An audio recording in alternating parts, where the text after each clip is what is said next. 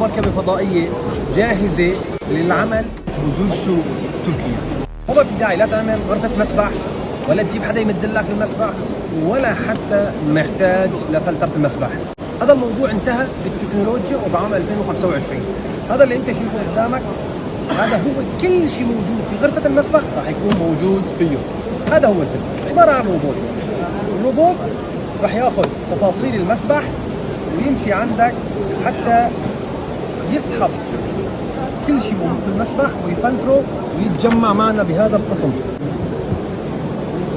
بتشيله بتنظفه وبترجع بترجعه. طبعا حيكون له جهاز يتعقبه مع وجود دفعة منه تشتغل عن طريق الانترنت او عن طريق الواي فاي. جهاز عبارة عن صاروخ فضائي او مركبة فضائية جاهزة للعمل بالنيابة عن كل شيء موجود في غرفة الفلترة.